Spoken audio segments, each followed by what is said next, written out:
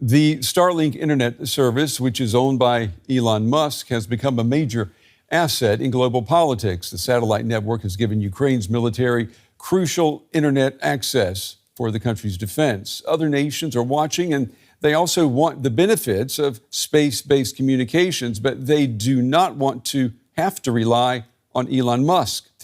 Now, against mounting tensions with China, Taiwan is now working to set up its own independent satellite network. DW's Melissa Chan reports from Taipei. First, a crash course on satellites. They come in many sizes these days, sent into space on rockets that launch them into different orbits for different functions. Elon Musk's Starlink operates in low Earth orbit to provide space-based internet connections. It dominates the field with more than 7,000 satellites circling the globe in a constellation. Europe's Eutelsat is the second biggest space internet operator, but with just over 600 satellites, it doesn't even come close. This means that in times of crisis, Starlink can call the shots, and it does in parts of Ukraine. You can see here where the operator has restricted use, particularly along the front line and areas occupied by Russian forces. And this is what no country wants, to lose control.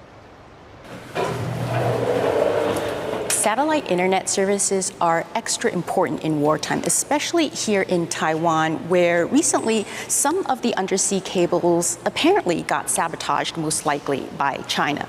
We're here at Tron Future, a Taiwanese defense startup, and they told us that they can't show us that much because so much of it is top secret, but let's see what they have to say. Tron Future is part of a coordinated effort to make this island more satellite self-reliant. So tell us about what this is. Okay, this is some of the early product that we developed for TASA. For the space agency. For the space agency, yeah. So for TASA, Taiwan Space Agency. So this is what we call it a downlink transmitter. This is a payload. It's just part of the satellite. For this particular case, it's a communication, like I'll say, it's a communication system. Is it possible to get China out of the entire supply chain when it comes to something like satellite technology? Yes, from day one, there was no Chinese part within our products, basically. What's your capacity like right now? If suddenly you got an order for 1,000 parts of something critical in a satellite, would you be able to do that, or 10,000? We will be able to produce a few hundred of this per month this year, basically. William Yang is with the International Crisis Group. He says Taiwan is at the infancy stage of capabilities. They have been making a lot of progress in recent years, but when it comes to sophistication, I think we are still definitely not entirely there yet. Companies such as Europe's Eutelsat offer Taiwan an interim solution for lower Earth orbit services. With some analysts saying Beijing might invade as soon as 2027, there's no time to waste in setting up non-Starlink alternatives. One key reason for Taiwan to work on diversifying its satellite provider is because of the potential vulnerability of relying on one sole provider who may have a conflict of interest with their other business interest in China. With just one satellite of its own so far, Taiwan has its work cut out. Russia's invasion of Ukraine has shown the world how much modern warfare relies on not just what's happening on the ground, but what's happening up above. This video shows the satellites passing over China and Taiwan at any given moment. Pull out, and you get a sense of just how many there are and how daunting the challenge is for countries at a disadvantage. A fact that has propelled many governments, not just Taiwan's, to get going in this satellite space race. Well, I'm joined now by the journalist and author David Ariosto. In his latest book, Open Space, he discusses the science and technology behind the power competition in outer space. It's good to have you with us. I have to ask you, even if Taiwan is successful, if it is able to put that satellite network into orbit, what will China do in case there is a military conflict? Does China have the means, the technology to take down that network? Yeah, China for the last several years has been developing anti-satellite technology with both kinetic strikes, microwave strikes, using laser technologies. There's all sorts of ways in which they could target a Taiwanese satellite or Taiwanese like burgeoning satellite constellation. There's a bigger question, though, I think, though, with regard to Taiwan and its reliance on the U.S. because can Taiwan catch up with SpaceX? No. Can Taiwan catch up with China? No. But can Taiwan rely on the U.S., which also relies on sort of an iteration of Starlink, which is called Starshield, as a viable partner? That's a maybe within the course of this administration. But in the broader construct in terms of the technical feasibility of taking out satellites, China has proven more than capable. That they've been operating in this space for well over 2 decades now.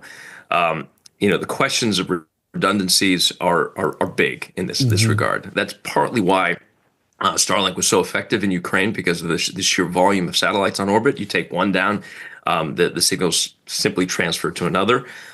That's kind of what you need in lower Earth orbit.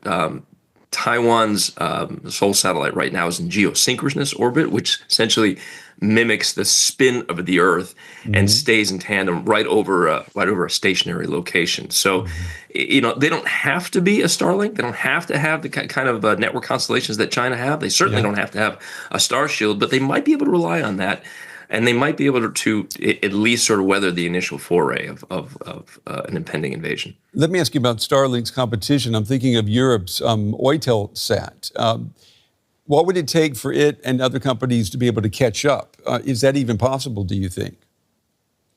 I don't think so, to be frank. At this point, Starlink is in excess of 7,000 satellites. To give you a little bit of context in terms of what that means, of all the satellites that have been ever launched in the history of space, 40% of them are Starlink satellites. Wow. So that gives you just sort of scope of the volume of how far ahead. And the question is why, right? Well, it's reusability. So the capacity to relaunch Falcon 9s and Falcon Heavies 12, 18, 19, 25 times, and just put up a dizzying cadence of satellites on orbit is unmatched in the modern landscape. That being said, that's going to change as technology goes through its own maturation process. The space is more democratized in terms of access to particularly how you put put rockets in orbit in a reusable way. You'll start to see that maybe even out in some capacity. But the question of infrastructure, rules of the road, how much is already sort of up there. SpaceX has it is hard to overstate the enormity of a head start that SpaceX has, particularly because of rocket reusability. Yeah, but I mean, amazing though. 40% of all satellites. Who would have thought? Just fascinating. Unfortunately, David, we're out of time, but we appreciate you taking the time to talk with us today. David Ariosto, thank you. Thank you. And for a deeper dive into this, let's bring in Malcolm Davis. He's a senior analyst with the Australian Strategic Policy Institute and joins us from Canberra. Thanks for being with us. Now, Taiwan's satellite programs are far behind, as we just saw, but Taiwan is technologically advanced. It makes the world's most advanced semiconductors, for example. How quickly could Taiwan catch up in satellite tech? Well, I think they could catch up fairly quickly. They have what's known as second mover advantage in the sense that they're not having to reinvent satellites themselves. They can see what's available in the commercial sector. They can go to space conferences here in Australia, for example. We have the International Astronautical Congress in Sydney in late September, which is the world's largest space industry conference. So Taiwan can send delegates to that to see what technologies are available, understand the technologies, and then fairly quickly develop their own capabilities. So it's certainly not a case that they have to spend decades developing satellites. They could move very quickly in a matter of months to develop their own satellites. And Taiwan, of course, is not alone. Other countries are concerned about over-reliance on Starlink as well. What about Australia or Japan, for instance? Well, we are here in Australia, we're facing a similar challenge for defence. We had a defence project just recently called JP 9102, which was designed to produce 4 large satellites and place them in geosynchronous orbit. Now, that project was initially cancelled in 2024 and then redefined to emphasize a multi-orbit constellation that would include small satellites in low Earth orbit. And I think that's probably where we're heading now. But once again, we have to develop the capabilities. We can either buy them off the shelf from a commercial provider, we can plug into an existing network such as Starlink, or the more sort of protected network called Starshield, or we can develop our own. And I think there is advantages in a combination of commercially provided capabilities as well as sovereign capabilities to develop skills. And I think most countries that are looking at these sorts of technologies are in a similar situation. We know, of course, that satellites are important, but they're not the only option out there for communications. Are Taiwan and other countries looking maybe at alternative solutions? Well, one of the alternatives is obviously submarine cables, but as has been demonstrated recently, the Chinese are quite ready to cut and sabotage those submarine cables. So there's no guarantee in wartime that the Taiwan wouldn't lose all its submarine cables very quickly. You can also use very high altitude, long endurance unmanned aerial vehicles, which people sometimes call pseudo satellites that can act as communications relays, but they'll never have the coverage or the bandwidth of LEO-based satellites. So I do think that really small satellite technologies, small satellite mega constellations like Starlink and Starshield are the way to go for countries like Taiwan. How do you think Beijing interprets these moves by Taiwan? Does it see them as purely defensive or as a strategic provocation? Briefly. Well, certainly not intended by Taiwan as a provocation. If anything, it's China that is the provocative actor here, in the sense that when you look at China's space capabilities for the PLA Aerospace Force, they are developing a full suite of counter-space capabilities, commonly known as anti-satellite weapons or ASATs, that are designed to destroy satellites in orbit. And I think that Taiwan is quite rightly concerned, as is the United States and Australia and Japan, about China's intentions in regarding the use of these anti-satellite capabilities in orbit. It's critical for countries like Taiwan to have space support for their military capabilities as well as for their civil and commercial use. They cannot afford to lose that. So therefore, having a resilient space capability based on large numbers of small satellites is the best way to go. Malcolm, thank you very much. That was Malcolm Davis from the Australian Strategic Policy Institute.